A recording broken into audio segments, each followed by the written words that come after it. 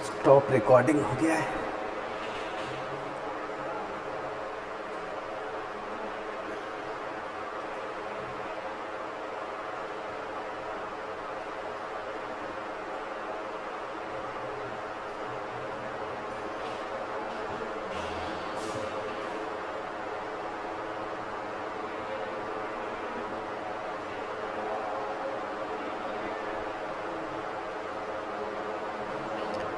Okay, class start हो गई है।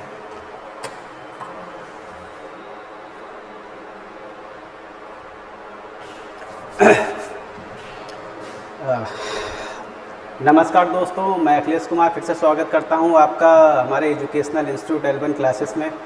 और दोस्तों, जैसा कि पिछले कुछ लेक्चर्स में हम लोग जो चर्चा कर रहे हैं वो एशियंट हिस्ट्री से रिलेटेड चर्चा कर रहे हैं, जिसमें अभी तक हम लोग 12 लेक्चर कंप्लीट कर चुके हैं।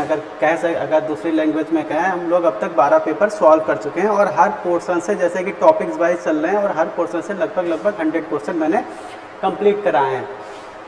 तो जैसा कि मैंने बताया है कि जो हमारी जो क्लासेस हैं वो LT, TGT, PGT और GIC लेक्चरर के स्पेशली रिगार्डिंग चल रही हैं। तो आप लोगों से रिक्वेस्ट है, जो लोग हमें ज्वाइन करना चाहते हैं वो लोग हमें ज्वाइन कर सकते हैं। और ज्वाइन करने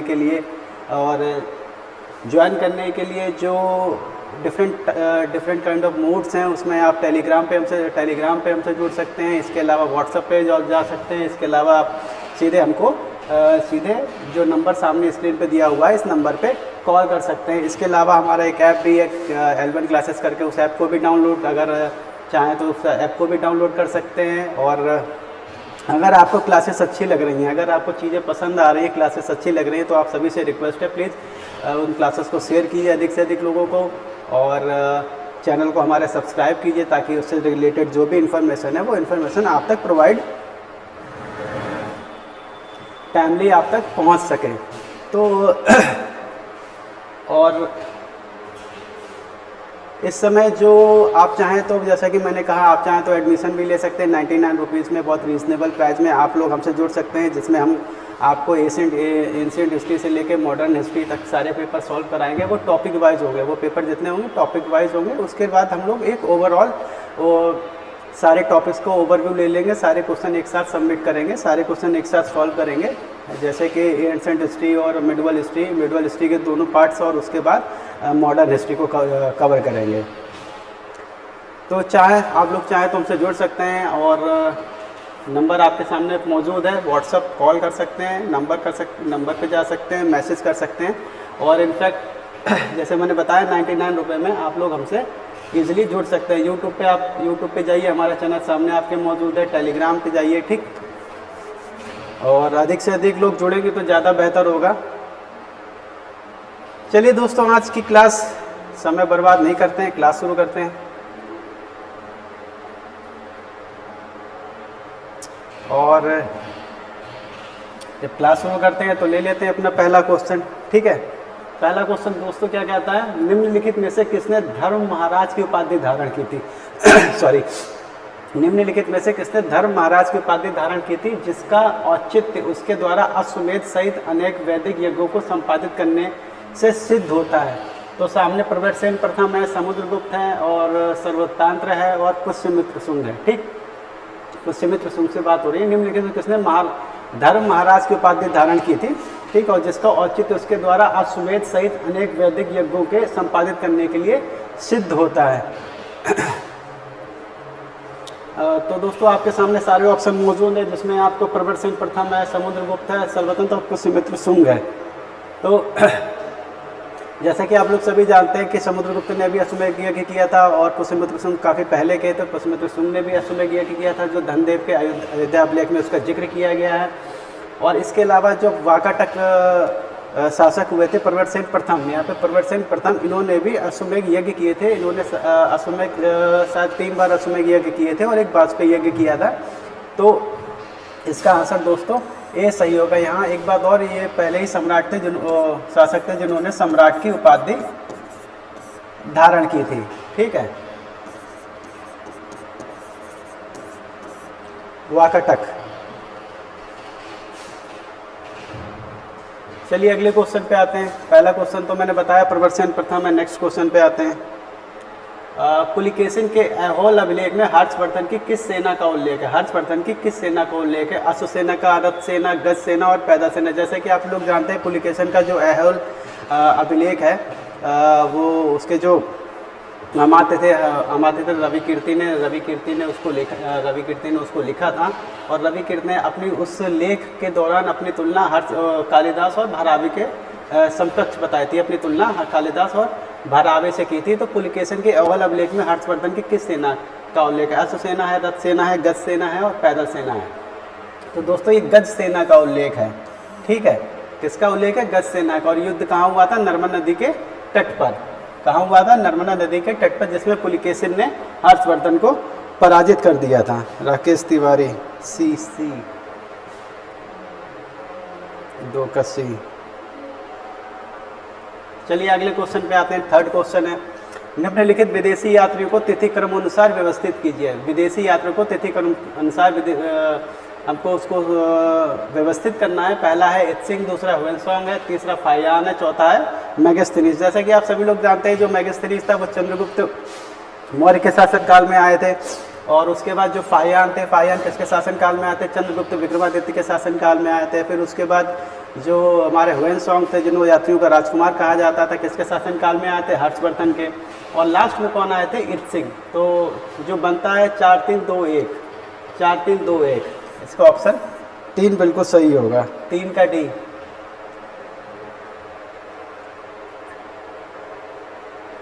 नहीं, इत्सिंग ये जो राकेश जी इत्सिंग जो थे वो 7वीं सेंचुरी के आसपास आए थे, ठीक है। 7वीं सेंचुरी के आसपास आए थे। चलिए क्या 4-3-2-1। चलिए अगले क्वेश्चन पे आते हैं।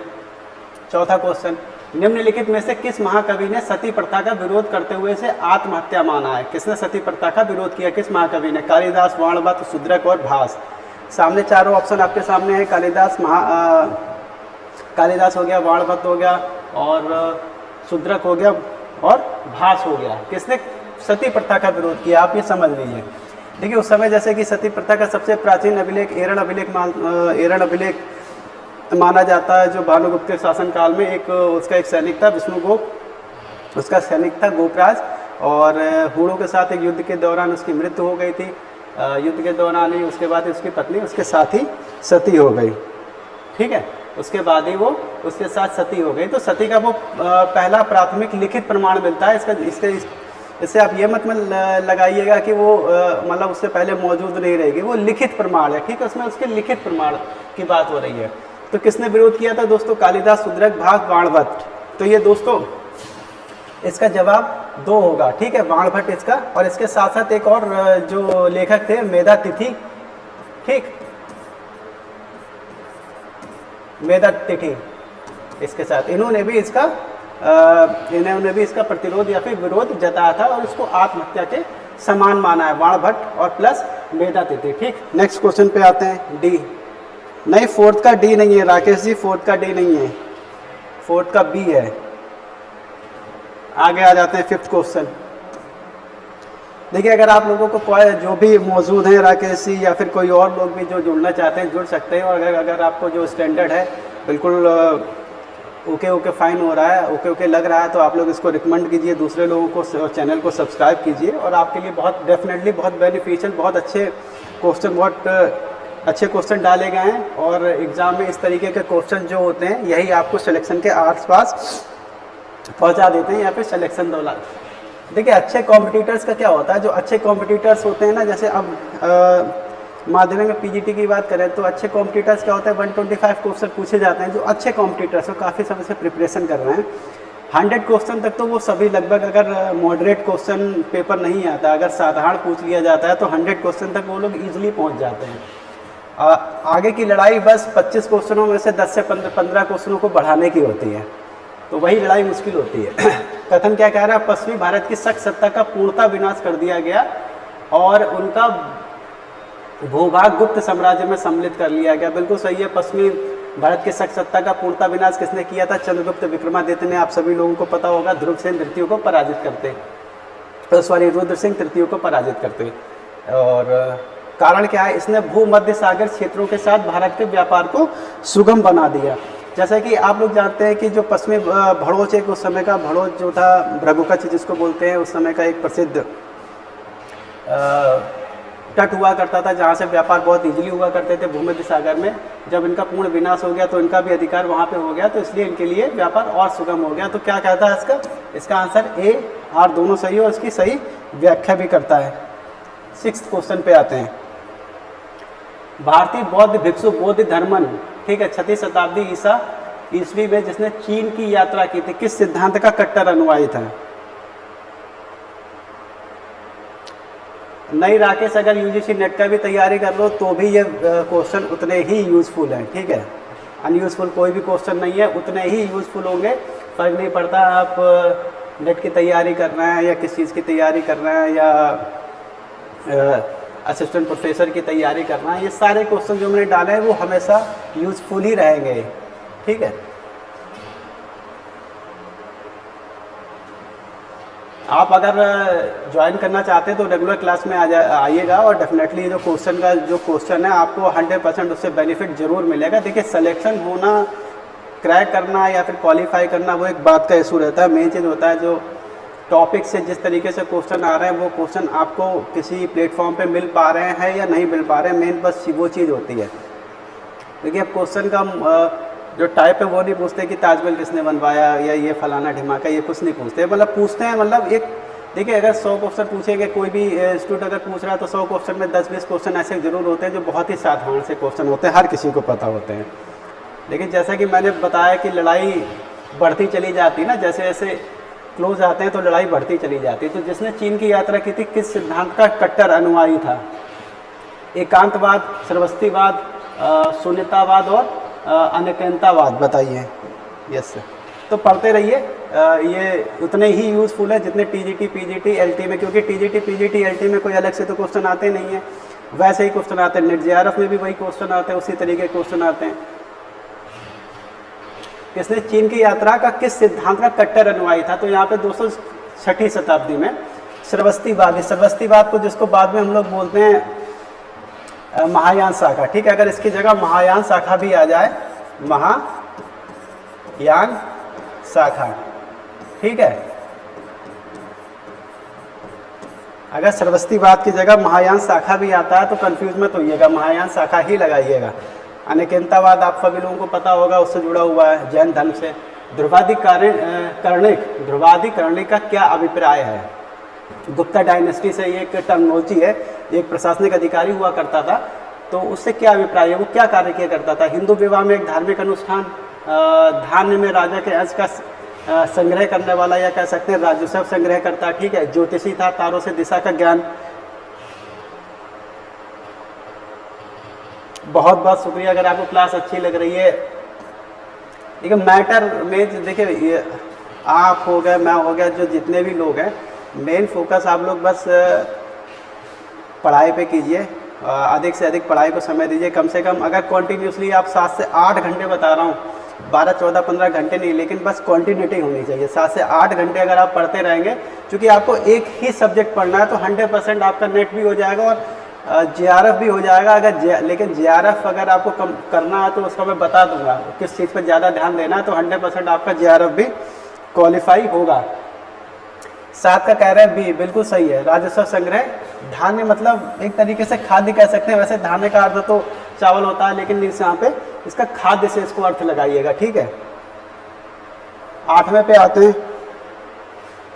किसने कहा कि पुत्र के अभाव में पुरुष की संपत्ति पर उसकी पत्नी का प्रथम अधिकार होगा, उसके बाद उसकी पुत्रियों का? ठीक, नारद है, बृहस्पति है, मनु है, याज्ञवल्क्य है। ये स्मृतियाँ हैं, ठीक है। स्मृतियाँ किसने, जो स्मृतियों का काल जिसको हम कह सकते हैं कि वो जैसे कनिष्क काल से लेकर फिर वो आगे तक चलता रहता है। गुप्ता डायनेस्टी में ये बहुत डेवलप हुई थी स्मृतियाँ, और एक तरीके से कहा जा सकता है ये विधियाँ थी, ठीक है। उस समय के सोसाइटी किस प्रकार से वर्क करेगी वगैरह के लिए विधियाँ बनाई गई थी। तो किसने कहा कि पुत्र के अभाव में पुरुष की संपत्ति पर उसकी पत्नी का प्रथम अधिकार होगा, उसके बाद उसकी पुत्रियों का? बताइए। नारद, बृहस्पति, मनु, याज्ञवल्क्य। नहीं राकेश जी, इसका बृहस्पति बिल्कुल गलत जवाब है, इसका सही है याज्ञवल्क्य, ठीक है। कभी भी ध्यान रखना, कभी भी इससे जुड़े हुए क्वेश्चन जो आते हैं याज्ञवल्क्य से, वो थोड़े थोड़े चेंज करके दे देते हैं, लेकिन मूल क्वेश्चन यही है, अगर कहीं भी ये दे दिया जाता है कि उसकी किसकी पुत्र रहित पत्नी के अभाव में, पुत्र रहित जिसकी पत्नी है उसका पति मर चुका है, उसके अभाव में पुत्रियों किसका अधिकार पहले होगा उसकी संपत्ति पर, तो पुत्रियों का अधिकार होगा, पत्नी के बाद उसकी पुत्रियों का अधिकार होगा, ना कि पुत्र का। तो यज्ञवालक ने सबसे पहले स्त्रियों को इस प्रकार का अधिकार दिया था कि वो अपने पिता की संपत्ति में भागीदार हो सकती है, लेकिन उसके लिए कुछ शर्तें भी उन्होंने रखी थी। लेकिन यहाँ पे यज्ञवालक इसका बिल्कुल सही आंसर होगा। क्वेश्चन यही रहता है, लेकिन थोड़ा बहुत इसमें मामूली से जो लैंग्वेजल चेंजेस हैं वो कर देते हैं, बाकी क्वेश्चन यही रहता है। कभी भी आए तो यज्ञवालक निसंदेह आंख बंद करके मार दीजिएगा। 9th पे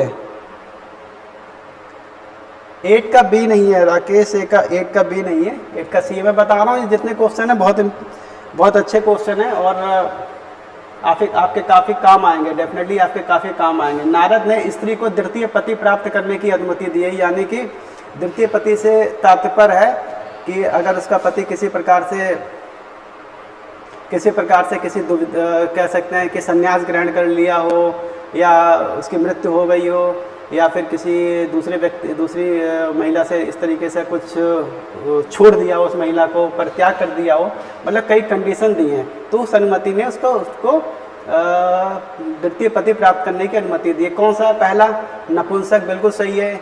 जाति से पतित हो गया हो, बिल्कुल सही है। मर गया हो, बिल्कुल सही है। प्रवज्जित हो गया हो, यानी कि देश छोड़ के निकल लिया हो, भाग गया हो। तो 9th का क्या होगा? डी। ये किसने किया है?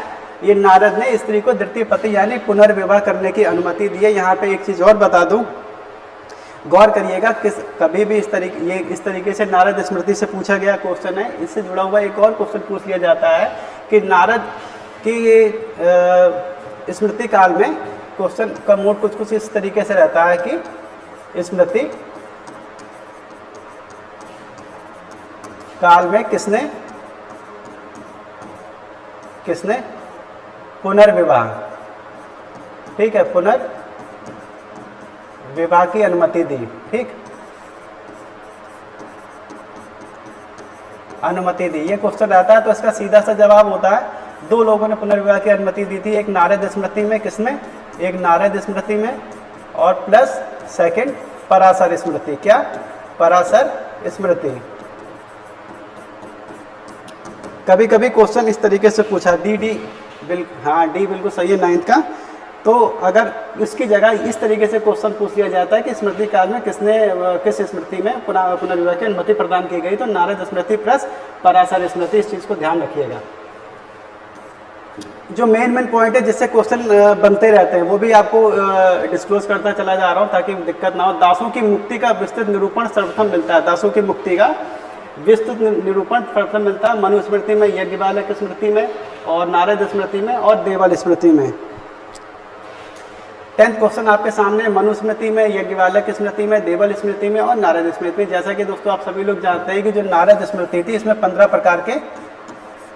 प्रकार के ठीक दासों का 15 प्रकार के दासों का उल्लेख किया गया है, उल्लेख मिलता है। क्या? 15 प्रकार के दासों का उल्लेख मिलता है, ठीक। और साथ ही साथ उसका जो दास्ता से जो मुक्ति है उसका वो उपाय भी बताते हैं। इसके अलावा यज्ञवालक स्मृति मैंने बताया था, महिलाओं को संपत्ति संबंधित अधिकार प्रदान किए थे। देवल स्मृति क्या था? देवल स्मृति क्या होता है? तो हिंदू से मुस्लिम बने गए थे। क्या? जो हिंदू से मुस्लिम बने थे उनको वापस से धर्म में वापस लाना, यानी कि देवल स्मृति हिंदू से मुस्लिम बने लोगों को वापस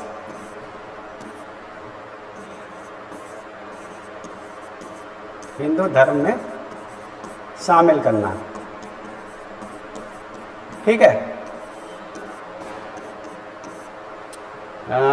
राकेश 10 का डी नहीं है, 10 का सी सही है, नारद स्मृति, ठीक है, नारद स्मृति में। इसके अलावा हमारे मनुस्मृति बहुत प्राचीन है, यज्ञवालक स्मृति का बता दिया है। इसके अलावा कौटिल्य, जो कौटिल्य का अर्थशास्त्र है, कौटिल्य के अर्थशास्त्र में 5 प्रकार के दासों का उल्लेख किया गया है कौटिल्य के, जिसमें उदरदास हो गया, प्राणध्वजता हो गया, और 3 और है, अभी फिलहाल नाम उनके याद नहीं आ रहे हैं। और चलिए आगे आते हैं। निम्नलिखित में से कौन निष्पुत्र में पति के मरने पर विधवा को उसका उत्तराधिकारी स्वीकार करता है और राजा को उसकी संपत्ति प्राप्त करने की अनुमति नहीं देता है? चलिए बताइए राकेश जी। बहुत सिंपल सा क्वेश्चन है, बिल्कुल अभी कुछ समय पहले मैंने इसको बताया है कि लैंग्वेज चेंज करेगा परंतु क्वेश्चन का मोड बिल्कुल सिमिलर रहेगा, तो उसमें कंफ्यूज नहीं होएगा। बिल्कुल सिंपल क्वेश्चन है। 11 बताइए।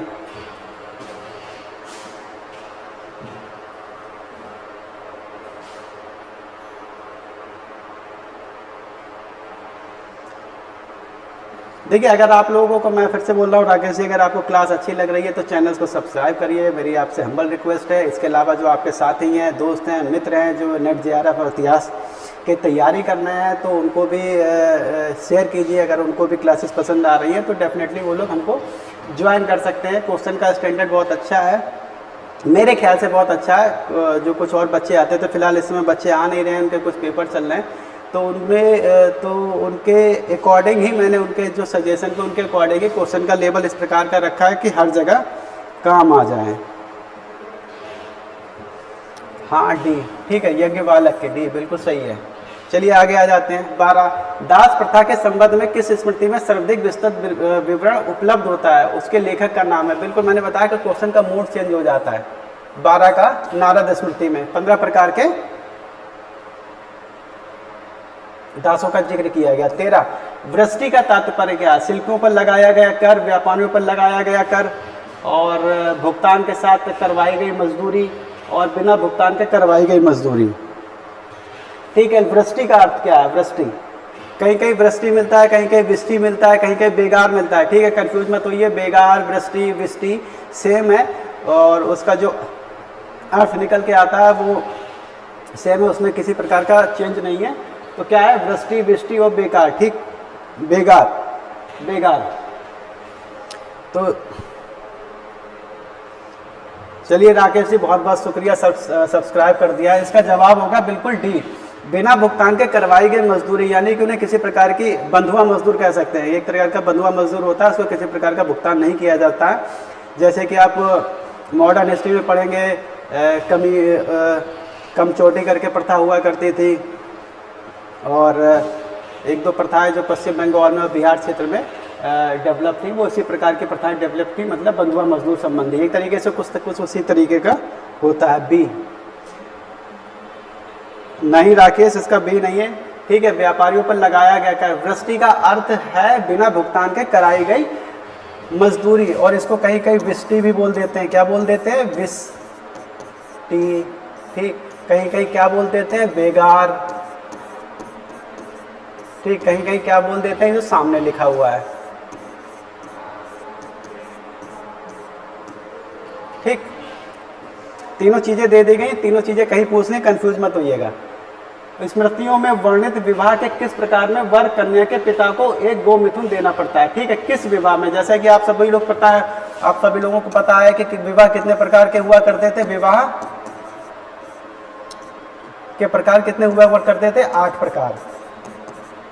ठीक, जिसमें क्या हुआ करते थे? देव विवाह, ब्रह्म विवाह, और आर्ष विवाह, और गंधर्व विवाह, फिर उसके बाद असुर विवाह, राक्षस विवाह, पैशाच विवाह, और एक और विवाह हुआ करता था। इस तरीके के जो 8 प्रकार के विवाह हुआ करते थे, जिसमें शुरू के जो मैंने 4 विवाह बताए हैं, ठीक, और एक असुर प्रकार का विवाह था। जो शुरू के 4 विवाह बताए हैं, उन्हीं प्रकारों को काफ़ी वैल्यू दी गई है, और आखिरी के 4 विवाह को बहुत मान्यताएं नहीं प्रदान की गई हैं। तो इसमें प्रकार के वर करने के पिता को गोमिथुन प्रदान करता है, तो 14। ठीक है, आर्ष विवाह में वर कन्या के पिता को एक गोमिथुन प्रदान करता था। ठीक है, चलिए 14 तो ये हो गया। 15वें पे आते हैं। 8 बजे से क्लास होती है राकेश, आप चाहे तो ज्वाइन कर सकते हैं। मैं बार बार कह रहा हूँ, आपके साथ जितने दोस्त हैं, जितने मित्र हैं, अगर आपको क्लास अच्छी लग रही है, पसंद आ रहा है, तो आप हमको ज्वाइन कर सकते हैं। ठीक है, निम्नलिखित में से एक स्त्री अलवर संत थी। अलवर संत जैसा कि आप लोग जानते हैं जो वैष्णव संप्रदाय को फॉलो करते थे, जो विष्णु भगवान की पूरा पूजा करते थे, उन संतों को वैष्णव या फिर अलवर संत कहा जाता था। और इनकी संख्या कितनी बताई गई है? 12। तो अड्डाल हो गया, मधुर कवि हो गया, पेरुमल हो गया, तिरुपान हो गया, जिसमें स्त्री अलवर थी। ठीक है, स्त्री अलवर थी। ठीक, तो इसका जवाब दोस्तों ए होगा, अड्डाल। और इनको दक्षिण की मीरा भी बोला जाता है। एक चीज ध्यान रखिएगा, इनको क्या बोला जाता है? दक्षिण की मीरा। ठीक है, क्या बोला जाता है? दक्षिण की मीरा। स्त्री अलवर संत थी। इनकी संख्या कितनी बताई गई? अलवरों की संख्या कितनी बताई गई है? अलवर संतों की संख्या 12। ठीक है, जैसे इसमें तिरुमंगई हो गया, तिरुमन्नई हो गया, मतलब बहुत टिपिकल से नाम है, बहुत से टिपिकल से नाम है। उनके नाम याद रखना बड़ा टफ सा काम है, लेकिन फिलहाल यहाँ पे बता दिया है मैंने। इनकी संख्या, अलवर संतों की संख्या 12 थी। इसके अलावा जो शैव संप्रदाय से जुड़े हुए थे उनको नार बोला जाता था। शैव संप्रदाय जहाँ शिव की प्रमुखता से पूजा की जाती थी। और उनकी संख्या कितनी थी? उनकी संख्या 63 थी। कितनी थी? 63 थी। उसमें भी बहुत फेमस हुए थे, जैसे मणि कछुआर हुए थे, सुंदर मूर्ति हुए थे, समंदर हुए थे। मतलब काफ़ी उसमें जो क्योंकि मैंने 63 बताई है, 63 का तो नाम याद रखना मेरे लिए पॉसिबल नहीं है, लेकिन जो मुख्य क्वेश्चन पूछे जाते रहते हैं, जो मुख्य राइटर्स पूछे जाते हैं, वो आपको बता रहा हूँ। ठीक, आ जाते हैं इस क्वेश्चन पर। शूद्रों के विषय में निम्नलिखित कथनों पर विचार कीजिए। वैदिक काल में दास तथा श्रमिक थे। बिल्कुल सही है। शतपथ ब्राह्मण उन्हें धार्मिक क्रियाओं में भाग लेने की अनुमति देता है। बिल्कुल सही है। ठीक है, कौटिल्य व्यवसाय के रूप में उन्हें कृषि की अनुमति देता है। बिल्कुल सही है। पूर्व मध्यकाल में सत और असत वर्गों में विभाजित थे। सत असत वर्गों में, अच्छे और बुरे वर्गों में विभाजित थे। तो दोस्तों इसका जवाब 1 2 3 4 ये चारों ही बिल्कुल सही है। सत असत वर्गों में विभाजित थे। चलिए 17 पे आते हैं। निम्नलिखित में से या निम्नांकित में से किस संप्रदाय में पंचमाकरों का विधान है? पंचमाकरों का विधान है। कौल हो गया, पशुपत हो गया, शैव सिद्धांत हो गया, त्रिक हो गया। बताइए।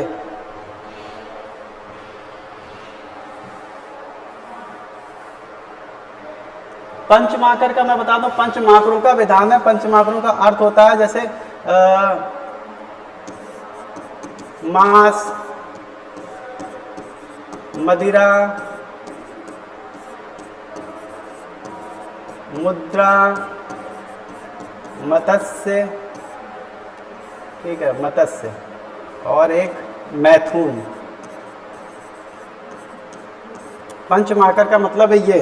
कौन लोग फॉलो करते थे? निम्नांकित में से किस संप्रदाय में पंचमाकरों का विधान था? तो दोस्तों कौल। ठीक है, किसका था? कौल। कौल पंचमाकर इस प्रकार से इसको ये लोग फॉलो करते थे। मांस, मदिरा, मुद्रा, मत्स्य और मैथुन। यहाँ पे एक चीज और है कि इसका जो संस्थापक थे, जो मत्स्यनाथ,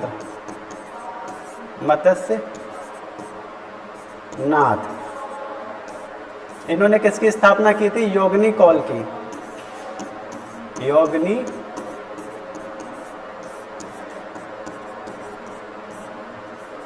ठीक है। और इसके अलावा इसके जो सिद्धांत दिए गए हैं, सिद्धांत किसमें दिए गए हैं?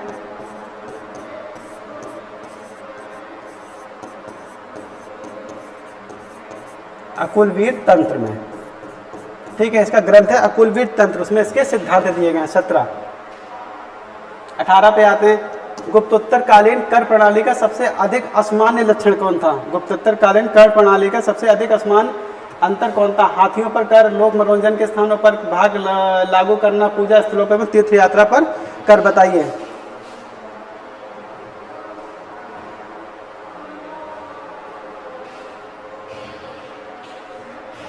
गुप्तोत्तर कालीन में कर प्रणाली का सबसे अधिक असामान्य लक्षण कौन सा था? गुप्त प्रणाली का। हाथियों पर कर, लोक मनोरंजन के स्थानों पर कर, भाग लागू करना, पूजा स्थलों एवं तीर्थ यात्रा पर कर एवं शुल्क।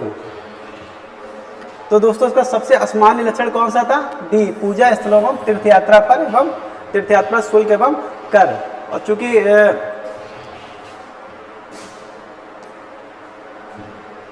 चलिए आगे आ जाते हैं। गुप्तोत्तरकालीन अभिलेखों में पाए जाने वाले निम्न शब्दों पर विचार कीजिए। भोग हो गया, उपारिकर हो गया, उद्रंग हो गया, भाग हो गया। चारों किस विभाग से संबंधित है या किससे रिलेटेड है? ठीक है, सभी चारों राजस्व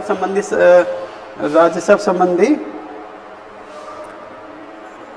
ठीक है, सभी चारों राजस्व संबंधी शब्द हैं।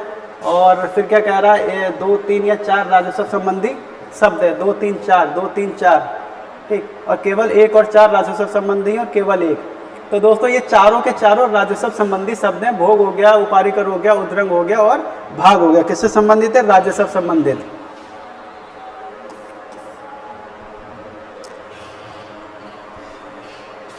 आगे आ जाते हैं। 20वां, निम्नलिखित विदेशी यात्रियों को तिथि क्रमानुसार व्यवस्थित कीजिए।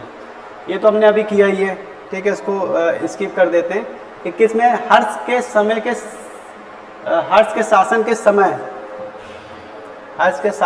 समय बल्लवी का राजा कौन था? बल्लवी, ठीक है। बल्लवी कहाँ पड़ता है? गुजरात में। शशांक, ध्रुवसेन द्वितीय, भास्कर वर्मन और पुलिकेशिन द्वितीय। शशांक, ध्रुवसेन द्वितीय, भास्कर वर्मन और पुलिकेशिन। भास्कर वर्मन असम के शासक थे, शशांक गौड़वंशी शासक थे, बंगाल के। पुलिकेशिन द्वितीय ने दक्षिण भारत में शासन किया था, यानी कि चालुक्य शासक थे, आप लोगों को पता होगा। तो कौन रह गया फिर? ध्रुवसेन द्वितीय।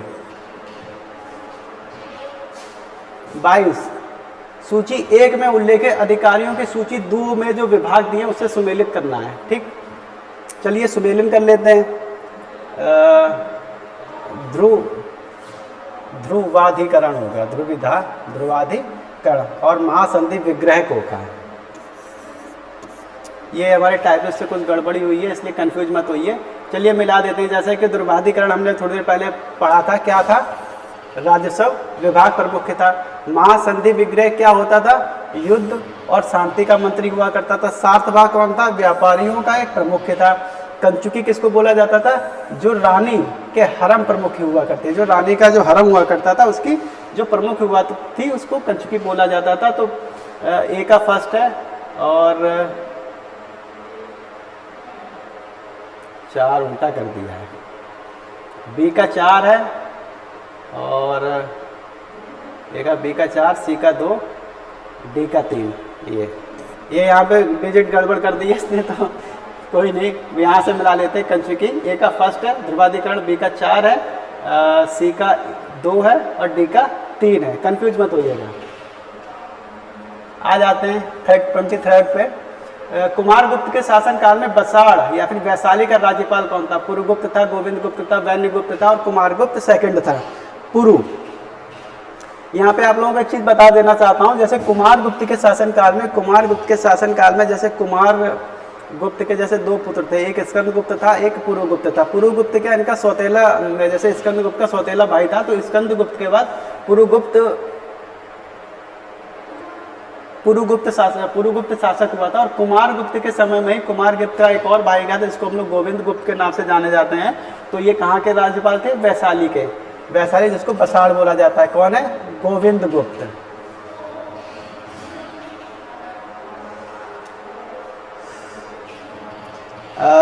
जैसा कि मैं बार बार कह रहा हूँ, आप सभी लोगों से रिक्वेस्ट है, प्लीज़ अगर आप लोगों को क्लास पसंद आ रही है, अगर कंटेंट पसंद आ रहा है, क्वेश्चन का लेवल अच्छा लग रहा है, तो आप इसको शेयर कीजिए, सब्सक्राइब कीजिए और अपने दोस्तों को भी सब्सक्राइब कराइए, उनको भी उसको भी शेयर कीजिए, ताकि वो लोग भी उसी प्रकार से लाभ ले सकें जिस प्रकार से लाभ। ठीक है। 24वां अभी किया था, रिपीटेड है क्वेश्चन। 25वें पे आते हैं। निम्नलिखित पल्लव रथों में सबसे छोटा रथ है। जैसे कि आप सभी लोग जाते हैं महामल्लपुरम के जो रथ बनाए गए हैं, जो रथ मंदिर है, महामल्लपुरम के रथ मंदिर हैं जो निर्मित किए गए हैं, तो उसमें पूछा गया सबसे छोटा रथ है। ठीक है। द्रौपदी रथ हो गया, अर्जुन रथ हो गया, भीम रथ हो गया, धर्मराज रथ हो गया। ठीक है, बताइए दोस्तों, इसमें जो सबसे बड़ा है, सबसे बड़ा कौन सा है? धर्मराज रथ सबसे बड़ा है। ठीक। सबसे छोटा कौन सा है? द्रौपदी।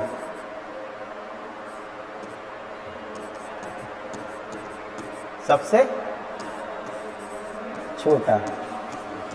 छोटा द्रौपदी रथ है, सबसे बड़ा धर्मराज रथ है। हालांकि जो नेक्स्ट लेक्चर होगा, जब हम नेक्स्ट लेक्चर की तरफ जाएंगे, तो उसमें इसके जो स्ट्रक्चर है, स्ट्रक्चर से संबंधित 1-2 क्वेश्चन जरूर पुटअप करूंगा, जिसमें आपके लिए बहुत इजी हो जाएगा इसको और समझना। 26 में है, फाहियान के अनुसार गुप्त काल में विनिमय की आम माध्यम क्या था? विनिमय का यानी कि एक्सचेंज का यानी कि व्यापारिक लेन देन का आम माध्यम क्या था? कौड़ी था, द्रम था, पण था, दिनार था। कौड़ी गुप्त काल की, कौड़ी जो थी गुप्त काल की थी, पण मौर्यन काल का था, दिनार भी गुप्त काल से संबंधित है, द्रम और मध्यकाल से संबंधित है, और ये कह सकते हैं कि पूर्व मध्यकाल से द्रम सिक्का संबंधित है। तो दोस्तों सामान्य विनिमय की जो थी वो थी कौड़ी, क्या? कौड़ी। और दिनार क्या था? ठीक है, दिनार एक स्वर्ण मुद्रा थी, स्वर्ण मुद्रा थी। और ये कौन से भाषा से ले गया? लैटिन भाषा। ठीक है, लैटिन भाषा में इसको क्या बोलते हैं? डिनेरियस।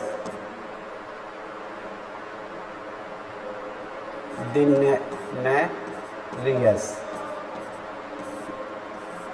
दिनेरियस। ठीक है, दीप्ति इसका डी,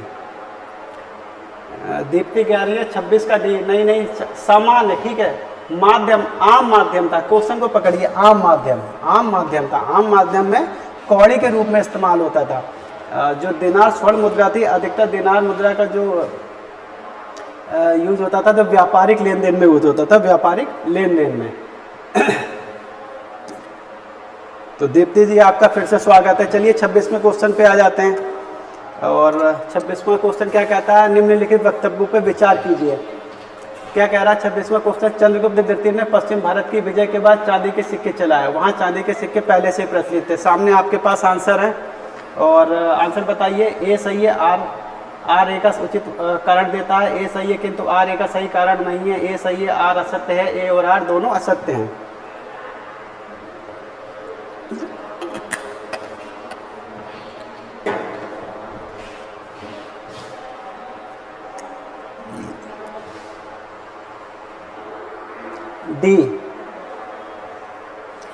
डी कह रही हैं दीप्ति जी, इसका कह रही हैं डी। नहीं, देखो कथन बिल्कुल सही है। चंद्रगुप्त द्वितीय ने पश्चिम भारत की विजय के बाद चांदी के सिक्के चलाए थे, ये बिल्कुल सही है। इन्होंने जो रुद्रसेन तृतीय थे, रुद्रसेन तृतीय जो शक शासक था, उनको युद्ध में पराजित करके और फिर उनकी हत्या कर दी, फिर उनके क्षेत्र पे कब्जा कर लिया। तो उसी के उपलक्ष्य में इन्होंने चांदी के सिक्के चलाए थे, जिन्हें रुपए भी बोला जाता था। कारण क्या था? वहाँ चांदी के सिक्के पहले से प्रचलित थे। ये बिल्कुल सही है। जो शक शासक थे वहाँ चांदी के सिक्के पहले से प्रचलित थे।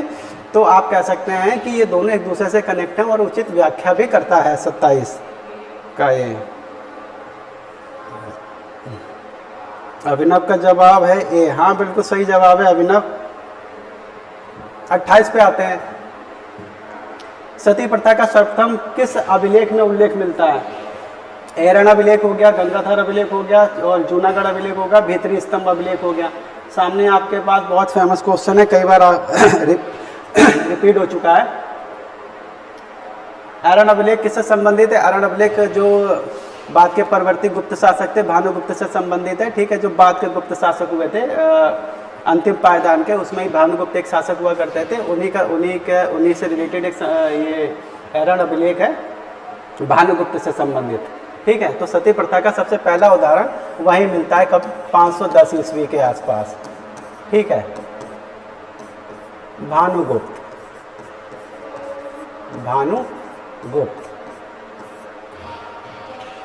28 का है। हाँ 28 का बिल्कुल सही जवाब है। इसके अलावा 29 पे आते हैं। 7वीं शताब्दी के बाद ब्राह्मणों का सबसे अधिक विरोध किसने किया था? 7वीं सेंचुरी के बाद ब्राह्मणों का सबसे अधिक विरोध किसने किया था? क्षत्रियों ने, वैश्यों ने, ब्राह्मणों ने, कायस्थों ने? बताइए।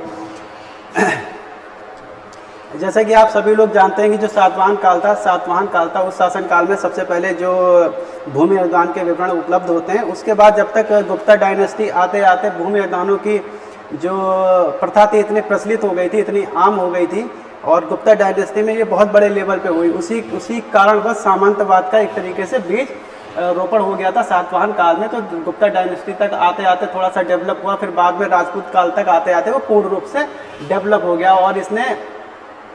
और इसने अगर देखा जाए जो केंद्रीकरण की जो सत्ता थी उसका पूर्ण रूप से ह्रास कर दिया, और जिसके वजह से भारतीय राजाओं को बाद में जो विदेशी आक्रामकता, विदेशी आक्रमणकारी थे, खास तौर से जो इस्लामिक जो मुस्लिम शासक थे, जो यहाँ पे आके इन्होंने आधिपत्य स्थापित किया, उसका मेन कारणों में से ये भी एक कारण है। साथ में ब्राह्मणों का 29 का एक अभिनव 29 का नहीं, अभिनव 29 और 7th सेंचुरी में, चलो इससे थोड़ा सा और इसको इजी बना देते हैं। 7th सेंचुरी में सॉरी गुप्ता डायनेस्टी के समय में इतना ज़्यादा भूमि योगदान बढ़ा थे कि लिखा पढ़त के लिए एक नए वर्ग का उत्पादन हुआ, नए वर्ग का एक उदय हुआ जिसको हम लोग कायस्थ के नाम से जाने जाते हैं, कायस्थ। तो इससे सबसे कायस्थों के उदय से ब्राह्मणों को सबसे अधिक नुकसान हुआ, ठीक है, क्योंकि इनके जो उस समय जो अपॉइंट किए जाते थे, जो ज़्यादातर ब्राह्मण हुआ करते थे, क्योंकि ये लोग फिर ये एक वर्ग उत्पादित हो गया, एक वर्ग उत्पन्न हो गया और इन्होंने उनकी जो जॉब्स थी, जॉब्स पे कुठाराघात किया, उनके जो कह सकते हैं राइट्स थे उस पर कुठाराघात किया। इस वजह से इनकी रिवाइवरी हुई और इसका पहला जो उल्लेख मिलता है एक यज्ञवालक्य में मिलता है।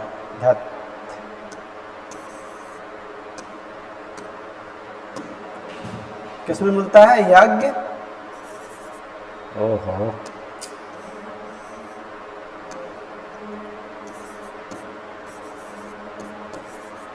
याज्ञवाल्क्य स्मृति में पहली बार इसका उल्लेख मिलता है, लेकिन एक जाति के रूप में। 29 का ए नहीं है, 29 का डी सही है। जाति के रूप में, जाति के रूप में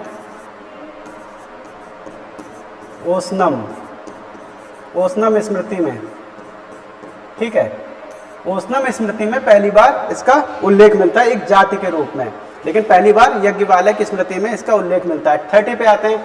हर्ष का समकालीन शासक कौन था? बिंबिसार, भास्कर वर्मन, अजातशत्रु और रुद्रसेन। बताइए हर्ष का समकालीन शासक कौन था? सिंपल सा क्वेश्चन है। दीप्ति जी बताइए, राकेश और अभिनव निगम।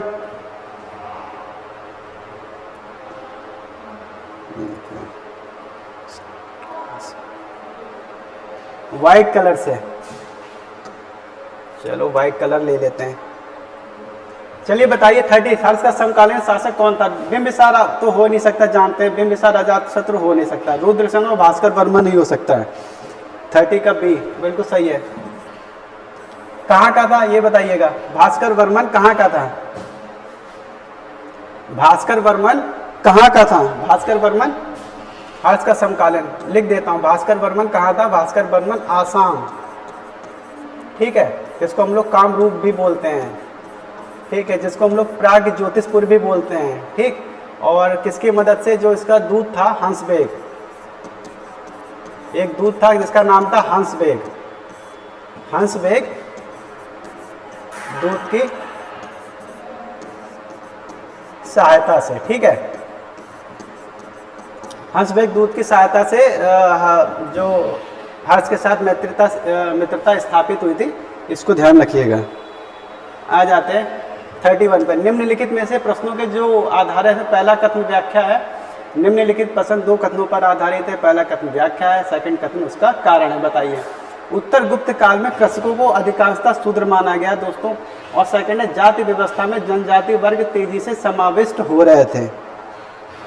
बताइए उत्तर गुप्त काल में कृषकों को अधिकांशतः शूद्र माना गया था। बिल्कुल ये सही है, उत्तर गुप्त काल में कृषकों को अधिकांशतः शूद्र माना गया है। और इसकी जो व्याख्या भी हम लोग देखने को मिलते हैं, जो फाहियान है उसने भी इसका जिक्र किया। फाहियान जो आया था, जो चंद्रगुप्त गुप्ता डायनेस्टी के समय में आया था, उसने इसकी ये भी बताया है कि जो अधिकतर कृषक थे वो शूद्र हुआ करते थे। फिर जाति व्यवस्था में जनजाति वर्ग तेजी से समाविष्ट हो रहे थे। दोनों बिल्कुल सही है, ठीक है, दोनों एक दूसरे की व्याख्या भी करते हैं। 31 देखिए, जो छोटे छोटे चीज़ें हैं वो आपको कंप्लीट कराता जा रहा हूँ, क्योंकि बहुत अगर एक चीज़ के बारे में बहुत सारी चीज़ें बताने लग जाएंगे तो समस्या हो जाएगी। लेकिन जो आने वाले हैं, जो बार बार रिपीटेड होते हैं और जहाँ से क्वेश्चन इस रिलेटेड बन सकते हैं, तो वो फैक्टर्स आपके सामने 31 का ए आपके सामने दे देता हूँ। हाँ, 31 का ए बिल्कुल सही है। 32 का आते हैं।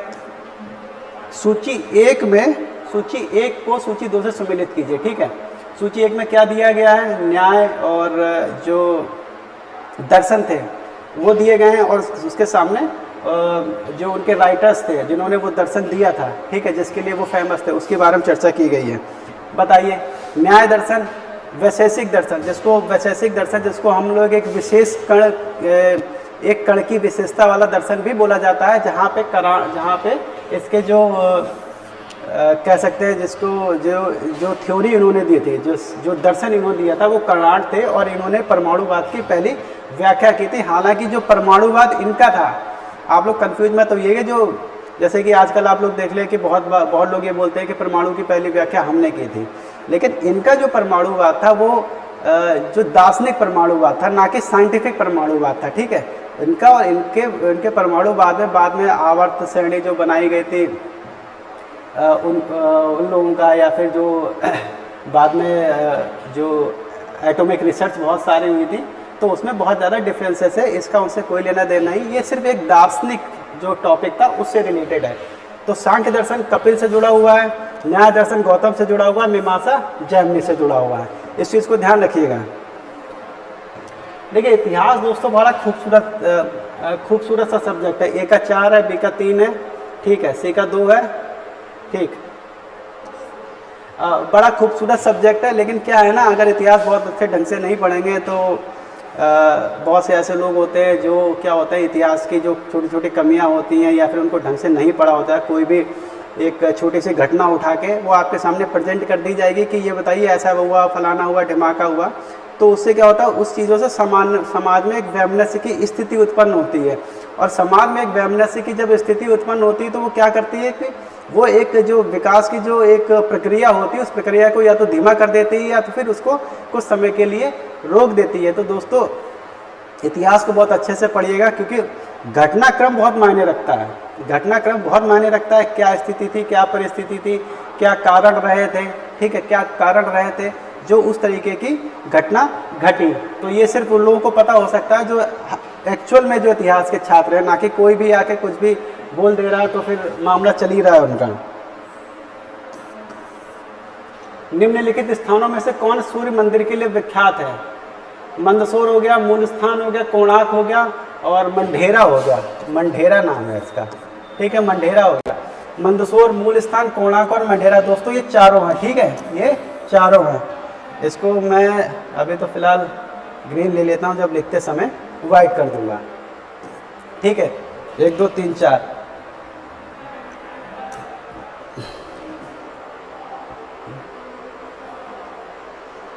देखिए, अगर आप लोगों को मैं बार बार कह रहा हूँ, अगर आप लोगों को मेरी क्लास पसंद आ रही है, अगर कंटेंट पसंद आ रहा है, क्वेश्चन का लेवल अच्छा लग रहा है, तो ये class maths LT TGT PGT या GIC लेक्चरर के लिए नहीं। इनफैक्ट अगर आप नेट JRF की तैयारी कर रहे हैं या फिर GDC की तैयारी कर रहे हैं और असिस्टेंट प्रोफेसर, तो आप लिए क्लास इतनी महत्वपूर्ण आप लोगों के लिए भी है, ठीक है। लिखे पे मत जाइएगा क्या मैंने इस पर लिख रखा है, ठीक है। ये क्लास उतनी आप लोगों के लिए भी महत्वपूर्ण है, तो पढ़ते रहिए बस।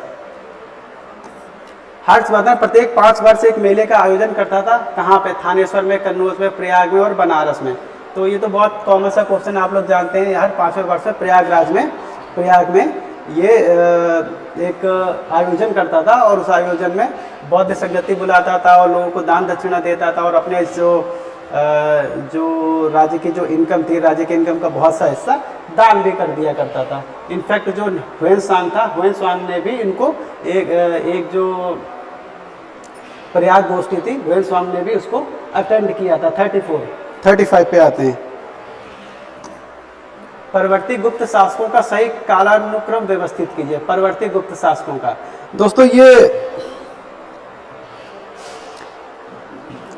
ये जो राजवंश था, ये जो परवर्ती गुप्त राजवंश था, ये गुप्तों से किस प्रकार से संबंधित था, इसका बहुत अधिक इतिहास में जो एविडेंस है वो मौजूद नहीं है। ये महज गुप्त लगने से आप लोग ये मत समझ लीजिए ये गुप्ता डायनेस्टी की बात हो रही है। गुप्ता डायनेस्टी की बात नहीं हो रही है। ये परवर्ती गुप्त शासक थे जो शासन करते थे मालवा और मगध क्षेत्र में। कहाँ करते थे? मालवा और मगध क्षेत्र में, ठीक। तो इसमें देखते हैं कृष्णगुप्त हो गया, कुमारगुप्त हो गया, जीवित गुप्त हो गया और आदित्य सेन हो गया। तो कृष्णगुप्त पहला शासक था, ठीक है, कृष्णगुप्त पहले शासक थे और इनकी स्थापना जो मैंने बताया मालवा और मगध के परवर्ती गुप्त शासकों में ये पहले शासक थे, उन्होंने इसकी स्थापना की है, ठीक है। फिर उसके बाद जीवित गुप्त आते हैं 1 और 3, फिर उसके बाद कुमार गुप्त आते हैं, फिर उसके बाद आदित्य सेन आते हैं। आदित्य सेन बहुत इंपॉर्टेंट है यहाँ के। आदित्य सेन बहुत इंपॉर्टेंट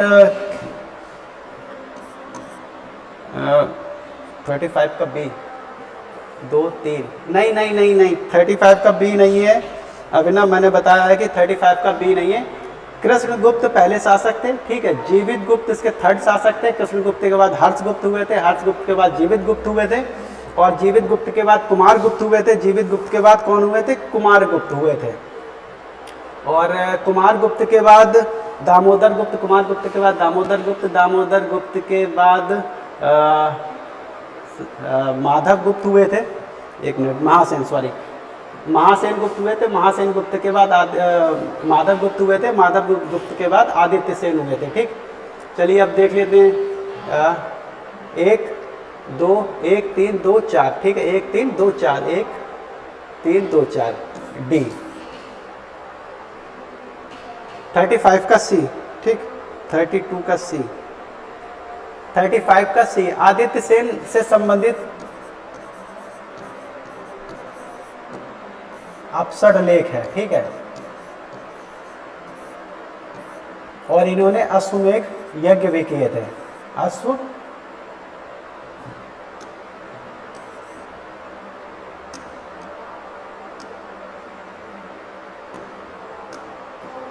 अश्वमेघ यज्ञ भी किए थे।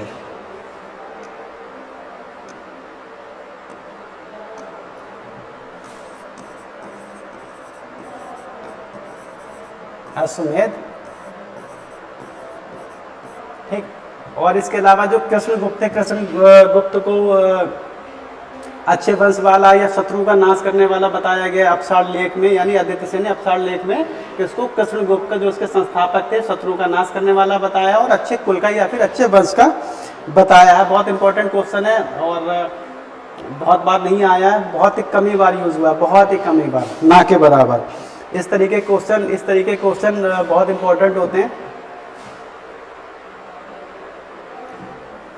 आ जाते हैं, अपसर लेख में किसने? असंख्य शत्रुओं का विजेता तथा अच्छे वंश वाला बताया गया। असंख्य शत्रुओं का विजेता तथा अच्छे कुल का या फिर अच्छे वंश का बताया गया है।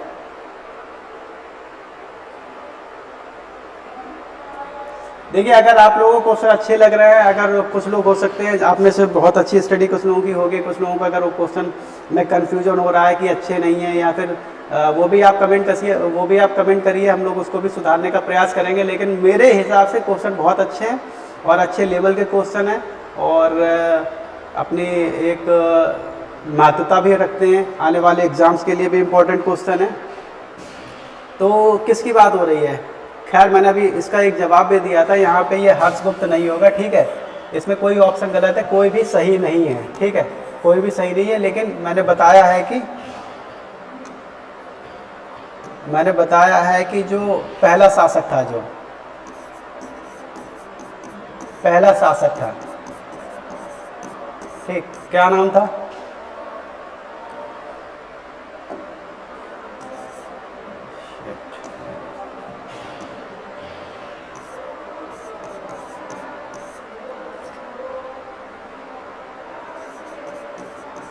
क्या नाम था? कृष्णराज गुप्त। क्या नाम था? कृष्णगुप्त। ओके,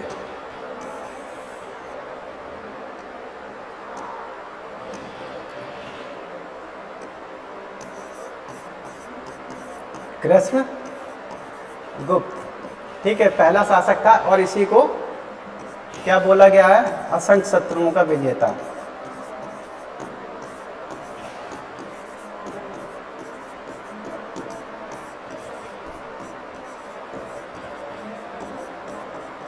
किसमें बोला गया है?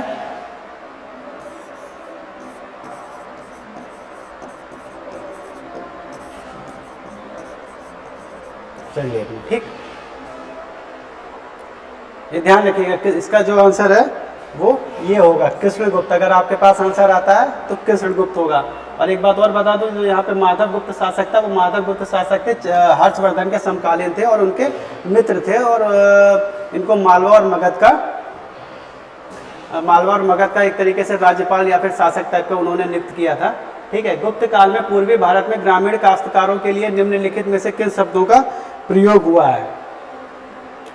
अग्रहारीण है, कुटुंबीन है, महत्तर है, भौगिक है, बताइए। अग्रहारीण है, कुटुंबीन है, महत्तर और भौगिक है।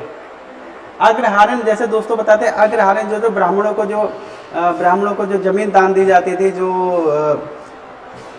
उन्हें हाँ जो जमीन दान में दी जाती थी, तो उस भूमि को अग्रहार भूमि बोला जाता था, उसको ग्रहण करने वालों को अग्रहारण बोला जाता था। कुटुंबिन एक प्रकार का ग्रामीण काश्तकार हुआ थे, तो महात्तर भी उसी प्रकार की एक कोटि में रखे जाते हैं। तो 2 और 3 है, 2 और 3 बी और डी दोनों आंसर दे रखा है, तो इसको चलो डी मान लो, ठीक है, दोनों दे रखे हैं इसके।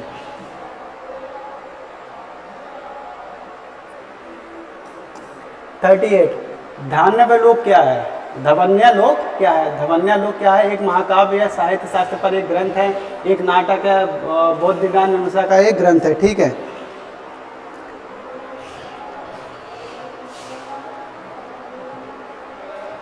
बताइए 38 का धवन्या लोक क्या है? एक महाकाव्य, साहित्य शास्त्र पर एक ग्रंथ है, एक नाटक है, बौद्ध ज्ञान मीमांसा का एक ग्रंथ है। दोस्तों एक साहित्य शास्त्र पर लिखा हुआ एक ग्रंथ है, ठीक है, साहित्य शास्त्र पर लिखा हुआ एक ग्रंथ है। और ये किसने लिखा था? आनंदवर्धन ने। किसने लिखा था? आनंदवर्धन ने। किसने लिखा था? आनंदवर्धन ने। ठीक है, आ जाते हैं सूची ए को सूची डी से सुमेलित कीजिए और सूचियों के नीचे दिए गए कूट का सही उत्तर चुनिए, ठीक है। व्यापारी, शिल्पी और श्रेणियों का संघ और कारवा का सरदार, ठीक है, कारवा का सरदार। जैसे कारवे को सरदार को सब लोग जानते हैं, सार्थवा कहा जाता था। और जो श्रेणियों का संघ होता था उसको क्या बोलते, उसके जो प्रमुखों को क्या बोलते थे? सेट्टी बोलते थे। और जो शिल्पी होते थे उसके प्रमुखों को क्या बोलते थे? जट्टक बोलते थे, ठीक। और व्यापारी भंडागारिक दिया है, तो इसका कोई भी आंसर दोस्तों सही नहीं हो गया। व्यापारी का भंडागारिक क्या ना, जो गुप्ता डायनेस्टी में एक अधिकारी हुआ करता था, जिसका मुख्य कारण था जो खाद्य रसद होती थी उसका भंडारण करना। तो ये क्वेश्चन बिल्कुल हमको नहीं लेना है, इसका जो पूरा मिलाप ही गलत दे दिया गया है। मैं बता दिया है, जो 3 है वो मैंने बता दिए।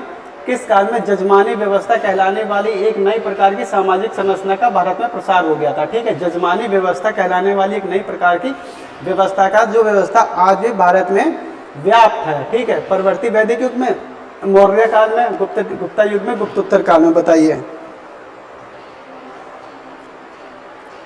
परवर्ती वैदिक युग में, मौर्यंस में, और गुप्त युग में और गुप्तोत्तर काल में। दोस्तों ये जो व्यवस्था थी यजमानी व्यवस्था, या कहीं कहीं इसको जजमानी व्यवस्था भी बोलते हैं, ये व्यवस्था गुप्तोत्तर काल में आई और जो आज भी उसी स्तर पे जारी है।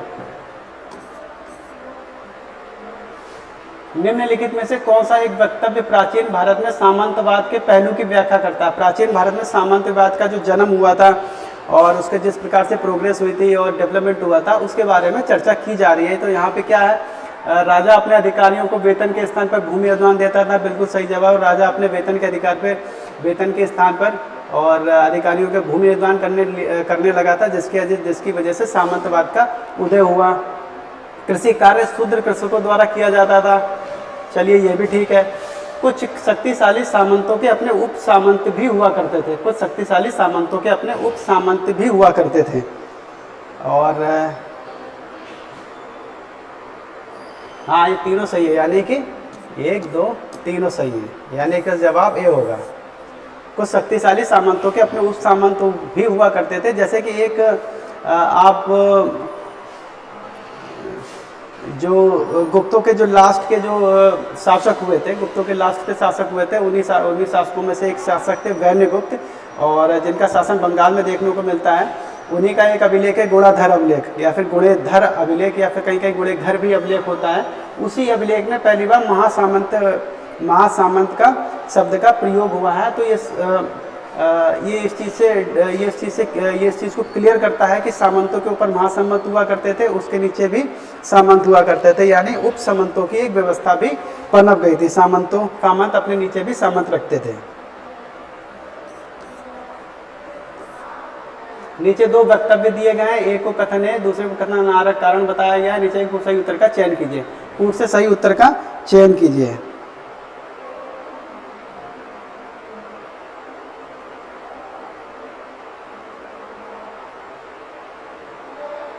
ठीक है, चलिए सही उत्तर का कूट का चयन कीजिए।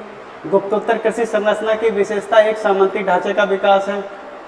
चलिए बिल्कुल ठीक है। इस काल में बड़े पैमाने पर भूस्वामी, मध्यस्थ वर्ग और आश्रित किसान वर्ग अस्तित्व में आए थे।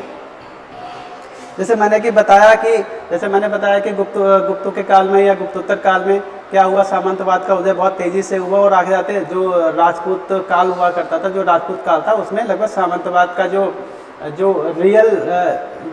रियल प्रारूप था वो हमको देखने को मिलता है। लेकिन पहली बार जो गुप्ता डायनेस्टी, फिर उसके बाद गुप्तोत्तर काल में ये इसके डेवलपमेंट के और इसके होने के लक्षण मौजूद थे। बड़ी संख्या में पैदा क्यों हुआ था कि बड़ी संख्या में भूमि अनुदान दिए जाने लगे थे, ब्राह्मणों को दिए जाते थे, अधिकारियों को दिए जाते थे, और अधिकारियों को जो दान दिए जाते थे, अधिकारियों को जो इनफैक्ट अधिकारियों को दान नहीं, सैलरी के बदले, भुगतान के बदले उनको भूमि दे दी जाती थी। और इस वजह से उनके पास एक तरीके से वो एक छोटे छोटे लैंडलॉर्ड बन गए, यानी कि बहुत बड़े बड़े ज़मींदार बन गए। फिर वो बहुत बड़े ज़मींदार बन गए, बहुत बड़े लैंडलॉर्ड या सामंत हो गए। फिर वो अपने नीचे भी उपसामंत रखने लगे थे। तो इससे कुछ फ़ायदा ये हुआ, जो उस समय जो एग्रीकल्चर लैंड का बहुत अधिक डेवलपमेंट हुआ। बहुत अधिक डेवलपमेंट कैसे हुआ भाई, भूमि देने के लिए भी तो होनी चाहिए, तो जंगलों को भारी मात्रा में साफ़ किया गया, नई एग्रीकल्चर लैंड डेवलप की गई, उस पर काम करने वाले लोगों को रोज़गार मिला, काम करने वाले लोग हुए। तो इस तरीके से जो उस समय जो सेवक वर्ग था, जिसको शूद्र वर्ग के नाम से जानते थे हम लोग, तो उस वर्ग को एग्रीकल्चर में बहुत अधिक इन्वॉल्वमेंट होने लगी। तो इस तरीके से बहुत अधिक इन्वॉल्वमेंट होने लगी थी। इस प्रकार से एक सामंती ढांचा बना, जिसके बेनिफिट्स भी थे और डिसएडवांटेज भी थे। हालांकि बाद में डिसएडवांटेज बहुत बाद में देखने को मिले, लेकिन प्रारंभिक तौर पे थोड़े से बेनिफिट देखने को मिलते हैं कि एग्रीकल्चर लैंड का डेवलपमेंट होता है, उसका विस्तार होता है और लोगों को काम करने को मिलता है, और शूद्रों की आर्थिक स्थिति में भी थोड़ा बहुत परिवर्तन आता है, उनको में सुधार होता है।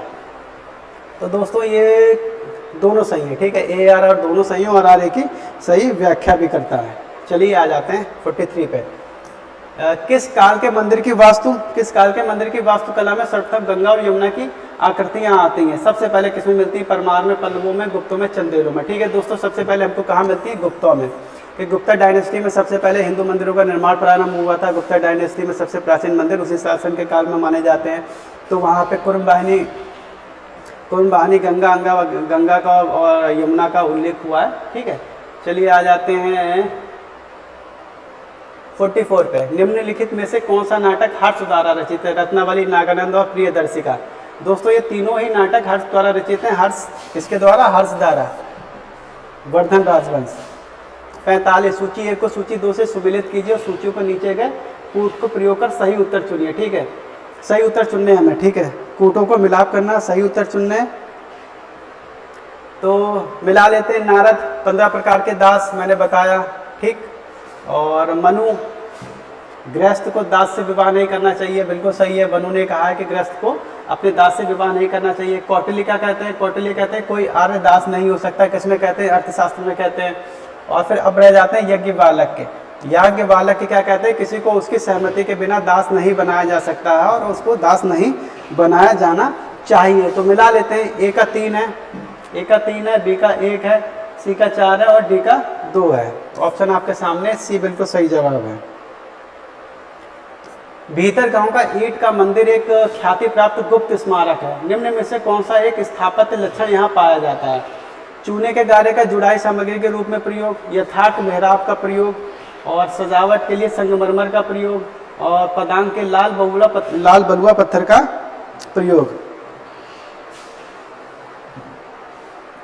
चलिए दोस्तों, ऑप्शन 46 का ऑप्शन आपके सामने। तो जो जैसे मैंने बताया कि गुप्ता डायनेस्टी में पहली बार जो हिंदू मंदिरों का निर्माण प्रारंभ हुआ था, और जैसे उसमें अगर देखा जाए देवगढ़ का दशावतार मंदिर जो कि झांसी में है। इसके अलावा भीतर गांव का मंदिर है, सिरपुर का लक्ष्मण मंदिर है, और पार्वती मंदिर है, और एक भुमरा का शिव मंदिर है। ठीक है, काफ़ी मंदिरों का निर्माण हुआ था। हालांकि आज की तारीख में उन निर्माणों के बस अवशेष मात्र ही प्राप्त होते हैं, और अब सबसे अच्छी स्थिति में जो देवगढ़ का या फिर झांसी का दशावतार मंदिर है, जो विष्णु मंदिर है।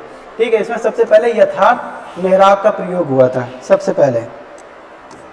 47 गुप्त शासकों का सही क्रम लगाइए। गुप्त शासकों का सही क्रम लगाइए। बाद के गुप्त शासक है। ठीक है, पुरगुप्त हो गया, नरसिंह गुप्त हो गया, और विष्णु गुप्त हो गया, बुद्ध गुप्त हो गया ये। ठीक है, बुद्धगुप्त, ठीक, पुरुगुप्त, नरसिंहगुप्त, बुद्धगुप्त और विष्णुगुप्त। बताइए, जैसे मैंने बताया है जो कुमारगुप्त के दो बेटे थे, स्कंदगुप्त और पुरुगुप्त। पुरुगुप्त स्कंदगुप्त के सौतेले भाई थे और ये दोनों ही शासन करते थे, ठीक है। स्पष्ट रूप से स्कंदगुप्त पूरे भारत पर शासन करता था और पुरुगुप्त उसको क्षेत्र सा दिया हुआ था, उस पर शासन करता था, ठीक है। पुरुगुप्त के बाद जो शासक हुए थे बुद्धगुप्त हुए थे, बुद्धगुप्त के बाद नरसिंहगुप्त हुए थे, नरसिंहगुप्त के बाद विष्णुगुप्त हुए थे, ठीक है।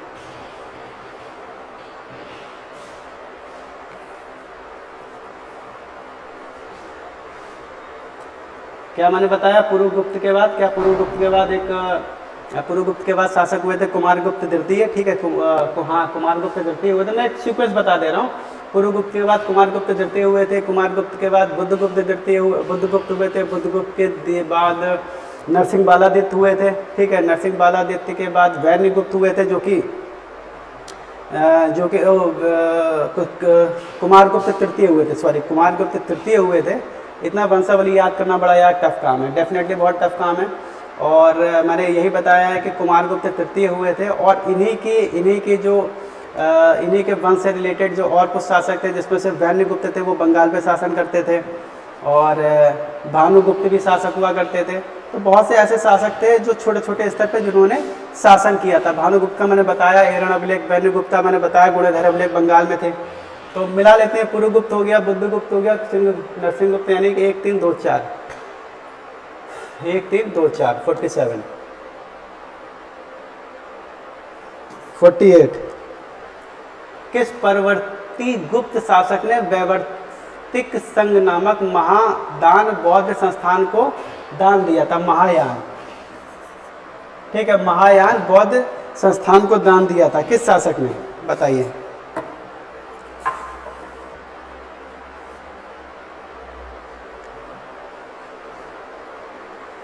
किस परवर्ती गुप्त शासक ने वैवर्तिक संघ नामक महायान बौद्ध संस्थान को दान दिया था? हर्षगुप्त ने, दामोदर गुप्त ने, वैन्यगुप्त ने और देवगुप्त ने। बताइए, हर्षगुप्त, दामोदर गुप्त, वैन्यगुप्त और देवगुप्त।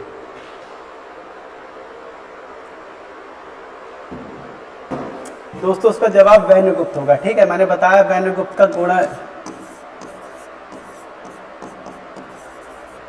गुणधर अभिलेख इन्हीं से संबंधित है, ठीक। कहाँ शासक थे? बंगाल,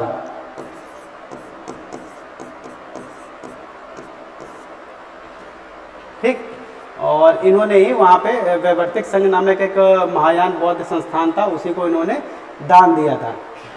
यहाँ आपको ये भी बता दूँ, जो बाद के गुप्त शासक थे उसमें से ज़्यादातर बौद्ध संप्रदाय से ताल्लुक़ रखते थे। उसमें नरसिंह बालादित्य हो गया, बुद्धगुप्त हो गया और आप पे वैन्यगुप्त हो गए, ठीक। कुछ बहुत से शासक थे और जो बौद्ध संप्रदाय से ही ताल्लुक़ रखते थे।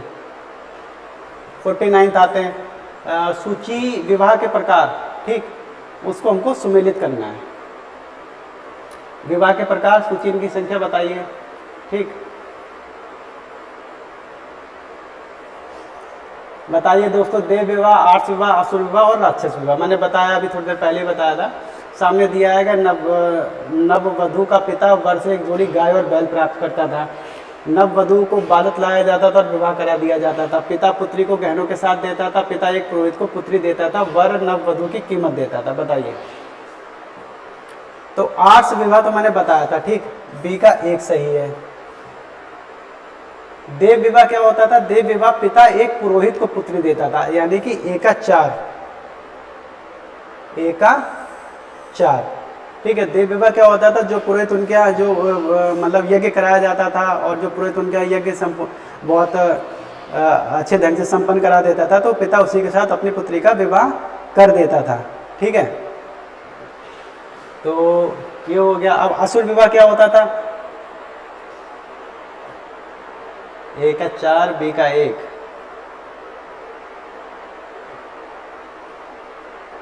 हाँ, ठीक है। असुर विवाह वर नववधू की कीमत देता था और राक्षस विवाह क्या करता था? नववधू को बात लाया जाता था, विवाह करा दिया जाता था। नववधू को अपहरण कर लेकर लाया जाता, बालक में उसका अपहरण करते थे और उसका विवाह कर दिया जाता था। हालांकि इस प्रकार की व्यवस्था अगर आप देखते हैं इस प्रकार की व्यवस्था जैसे बिहार में देखते हैं, जैसे उस विवाह को क्या बोलते हैं बिहार में, पकड़ुआ विवाह क्या बोलते हैं, जिसमें बच्चे को लड़के को ज़बरदस्ती पकड़ के उसकी सदविवाह लड़की से कर दिया करते हैं। ये बिहार में इस प्रकार की चीज़ें बहुत होती हैं, पकड़ुआ विवाह बोलते हैं मेरे ख्याल से, जहाँ तक मुझे याद है। और ये कुछ कुछ उसी तरीके से, लेकिन ये मामला उल्टा है यहाँ पे, ठीक है। वहाँ पे लड़के को किडनैप करके लड़के के साथ विवाह कर दिया जाता है। और राक्षस विवाह क्या होता था बताया मैंने, असुर विवाह, उसकी कीमत दिया जाता था। और सबसे जो निकृष्ट प्रकार का विवाह था वो था पैशाच विवाह। पैशाच विवाह में क्या करते थे, पैशाच विवाह में लड़की के साथ जो जोर जबरदस्ती की जाती थी। जोर जबरदस्ती के मतलब उसको कह सकते हैं कि उसका कोमर्य भंग किया जाता था, उसके साथ बलात्कार जैसी घटना होती थी, उसके बाद उसका विवाह कर दिया जाता था। इस वजह से उसको सबसे निकृष्ट श्रेणी में रखा गया है। तो मिलते हैं दोस्तों, क्या है इसका, ए का 4 हो गया, बी का 1 हो गया, ए का 4, बी का 1, सी का 5, डी का 2, बी। ठीक, आ जाते हैं 50वें क्वेश्चन पर। पत्नी पूजा को किस तमिल ग्रंथ में प्रतिष्ठा प्राप्त हुई थी? पत्नी पूजा को किस तमिल ग्रंथ में? ऐनानूरू में, शिल्पद्दिकारम में, तोल्काप्पियम में, मणिमेखले में, संगम साहित्य से जुड़ा हुआ है। जैसा कि दोस्तों आप लोग जानते होंगे, शिल्पद्दिकारम जिसको नुपुर की कथा भी बोला जाता है, इसकी जो रचना की थी इलंगो वाडिगल ने की थी। ठीक है, इस पर ध्यान रखिएगा। और कहाँ इसकी बात की गई? शिल्पद्दिकारम में। और इसको जो प्रारंभ करने का जो श्रेय दिया जाता है, सेनगुट्टु, जो चेर शासक था, प्रारंभ करने का किसको श्रेय दिया जाता है? चेर शासक जो था सेनगुट्टुवन। क्या? सेनगुट्टुवन, जिनको लाल चेर भी बोला जाता है या भला चेर भी बोला जाता है। तो उन्होंने ही सबसे पहले इसकी प्रारंभ किया था। पत्नी धार्मिक पूजा स्टार्ट की थी, कहीं कहीं इसको कणगी पूजा भी बोलते हैं, इस चीज़ को ध्यान रखिएगा। लास्ट क्वेश्चन है आज का, संगम साहित्य में गंधर्व विवाह हेतु शब्दावली यूज कीजिए। पंचतिणे, पेरुनिंदड़े और पष्ठातिणे, अष्टातिणे। तो दोस्तों उसका जवाब ए सही होगा, पंचतिणे। ठीक,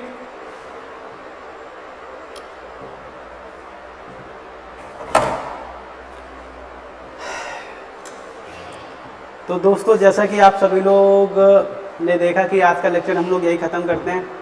और मुझे लगता है जो आज क्वेश्चन थे आप लोगों को उसमें आनंद मिला होगा। आपको उसमें जो है कुछ, अगर आपको कुछ भी कमी महसूस होती है, जो लोग मुझे देख रहे हैं या फिर जो लोग मेरे जो लेक्चर्स को अटेंड कर रहे हैं या देख रहे हैं, अगर आपको लगता है उसमें किसी प्रकार की चीज़ें हैं या फिर उसको सॉर्ट किया जा सकता है या फिर उसको पेपर को और ज़्यादा बेहतर बनाया जा सकता है, लेकिन जो पेपर सेट हुए मुझे लगता है, जो मैं स्टडी करके बैठा हुआ हूँ, जैसे जो लेवल है LT, TGT, PGT, net, JRF वगैरह में जो लेवल है, उसी लेवल के पेपर सेट कर रहा हूँ। हालांकि जो वनडे एग्ज़ाम्स के लिए ये काम के नहीं होंगे, लेकिन इस प्रकार के जो एग्ज़ाम्स होंगे जो फोकस्ड हैं एक एग्ज़ाम को लेकर, चाहे वो LT हो, TGT हो, PGT हो, GIC लेक्चर हो, उसमें आपके लिए बड़े हेल्पफुल होंगे। तो आप लोगों से रिक्वेस्ट है, अगर आप लोगों को लेक्चर अच्छा लग रहा है, आप हमें ज्वाइन कर सकते हैं, चैनल को सब्सक्राइब कर सकते हैं। इसके अलावा एडमिशन लेने के लिए आप हमें कॉल भी कर सकते हैं, व्हाट्सएप पे भी कॉल कर सकते हैं। व्हाट्सएप नंबर आपके सामने मौजूद है, इस नंबर पे कॉल भी कर सकते हैं, टेलीग्राम पे जुड़ सकते हैं। और जहाँ तक जो आज कुछ बच्चे आए थे, दीप्ति जी आई थी जैसे कि, और अभिनव जी आए थे, और एक और व्यक्ति थे राकेश जी। तो मैं लोगों से रिक्वेस्ट करूंगा, अगर आप लोग इस वक्त खाली रहते हैं, अगर आप लोग इस वक्त मौजूद रहते हैं, तो प्लीज़ आप लोग रेगुलर अटेंड कीजिए। और मुझे लगता है आपको इससे डेफिनेटली कुछ ना कुछ बेनिफिट ज़रूर मिलेगा। और सब्जेक्ट बहुत खूबसूरत है, बहुत अच्छे ढंग से पढ़िए। कहीं ना कहीं आप लोग, चूँकि GIC लेक्चरर की मेरे ख्याल से डेट आ गई है और दिसंबर में उसकी डेट है, तो आप लोग बहुत ढंग से पढ़िए अगर आपकी प्रिपरेशन उस लेवल की है। और मुझे लगता है कि आप लोग रेगुलर यहाँ आइए, मैं गारंटी, देखिए गारंटी नहीं लगे, ये कॉम्पिटिटिव एजुकेशन है, कॉम्पिटिटिव ज़माना है। यहाँ हर एक सीट के लिए मारा मारी है, एक एक क्वेश्चन के लिए मारा मारी है। तो ये कहना कि जो मैं पढ़ा रहा हूँ वो आ जाएगा, ये तो कोई दूसरा शिक्षक ये कहता है कि, जैसे कि आप लोग देखते होंगे बहुत लोग लगा देते हैं कि 50 बहुत इंपॉर्टेंट आने वाले क्वेश्चन, ठीक है, वो बहुत इंपॉर्टेंट आने वाले क्वेश्चन वो इस तरीके से लगाते हैं कि मैंने बताया ना कि LT, TGT, PGT में और खास तौर से माध्यमिक में 50 अगर 100 पूछ रहे हैं तो 35 से 40 क्वेश्चन रिपीटेड ही होते हैं। वो रिपीटेड ही क्वेश्चन डाल देते हैं, बोल देते हैं कि आने वाले क्वेश्चन यार जो रिपीटेड ही आते हैं तो उनको डाल के क्या क्या कह रहे हो। तो ये वाली बातें, तो इस पर आप लोग बिल्कुल मत जाइएगा कि बहुत अधिक अरे रिपीटेड। वो 100% मैंने बताया कि अगर जैसे आप माध्यमिक में जाएंगे, शिक्षा आयोग वाले पेपर में जाएंगे, अगर आप कुछ पूरे पेपर को स्टडी करेंगे, देखेंगे, तो वो उस पेपर की स्टडी का जो लेवल है उसमें यही है कि बहुत से क्वेश्चन, मान के चलिए 125 क्वेश्चन है, तो उसमें से बहुत से क्वेश्चन रिपीटेड हो जाते हैं, बहुत से क्वेश्चन रिपीट होते हैं, मतलब अच्छे खासे क्वेश्चन आपको रिपीटेड क्वेश्चन मिल जाएंगे। लेकिन जो फाइट है, मैंने बताया जो फाइट है, जो मेन फाइट है, अच्छे कॉम्पिटिटर्स के बीच में फाइट है। और जो अच्छे कॉम्पिटिटर्स हैं, अगर मॉडरेट क्वेश्चन नहीं होते, मॉडरेट पेपर नहीं होता है, एवरेज पेपर आता है, सामान्य पेपर आता है, तो अच्छे कॉम्पिटिटर्स 100 क्वेश्चन तक बहुत ईजिली अटेम्प्ट कर लेते हैं। और विथ एक्यूरेसी के साथ जो फाइट होती है, जो मेन फाइट शुरू हो जाती है 101 से लेके 125 तक, वहाँ आपने लड़ाई लड़ ली, वहाँ अगर आप जीत गए, 15 से 16 क्वेश्चन आप इन हो गए, तो सिलेक्शन 100% पक्का है, 100% हो जाएगा उसमें। लेकिन वहाँ अगर आप चूक गए तो समझ लीजिए, या फिर बॉर्डर लाइन पे रहे, तो फिर बॉर्डर लाइन पे रहने का मतलब होता है या फिर इन या आउट, तो ज़्यादातर वो आउट ही हो जाते हैं, इन होने की संभावना बहुत कम रहती है। तो आप सभी लोगों से रिक्वेस्ट है, इधर उधर के चक्करों मत पड़िएगा, जहाँ पढ़ रहे हैं बहुत अच्छे ढंग से पढ़िएगा। और ये मत सोचिएगा कि ये बता दिया तो ये ही आएगा। कॉम्पिटिटिव एरेना है, कॉम्पिटिटिव समाज में है, कॉम्पिटिशन आप दे रहे हैं, इंटर हाई स्कूल एग्ज़ाम्स नहीं दे रहे हैं, कुछ पढ़ लिया उस विषय में लिख के चले आए, पास हो गए, ठीक है। नौकरी पानी है तो नौकरी पाने के लिए यही जद्दोजहद है, अधिक से अधिक पढ़िए, जितने पेपर सॉल्व कर मिल रहे हैं उतने करिए, जहाँ के मिल रहे हैं, चाहे पीसीएस के मिल रहे हैं, पीसीएस, एनटी, टीजीटी, पीजीटी या और यूपीएससी, जहाँ से क्वेश्चन इतिहास के मिल जा रहे हैं, पढ़िए खूब, और उसकी जो व्याख्या है उसको बहुत अच्छे ढंग से पढ़िए, नोट्स बनाइए, डेट्स का फला जितना है सबके नोट्स बनाइए आराम से, और उसको एक समरी के रूप में यूज़ कीजिए, तो 100% आप लोगों का सिलेक्शन कहीं ना कहीं हो जाएगा। खैर, आज की क्लास को हम लोग दोस्तों यही ख़त्म करते हैं, और कल फिर मुलाकात होगी। कल हमारी जो मुलाकात होगी तो हम इसके बाद के जो लेक्चर्स हैं हम दक्षिण भारत की बात करेंगे, दक्षिण भारत में जो डायनेस्टी है हम उसके बारे में बात करेंगे, और वो भी लेक्चर बहुत अच्छा होने वाला है। अगर आप लोग अटेंड करेंगे तो मुझे बहुत खुशी होगी डेफिनेटली, और आप लोगों को भी उससे बेनिफिट मिलेगा, और मुझे तो बेनिफिट तो मिलेगा ही मिलेगा, एजुकेशनल बेनिफिट भी मिलेगा, और फाइनेंशियली तो कुछ कहा नहीं जा सकता।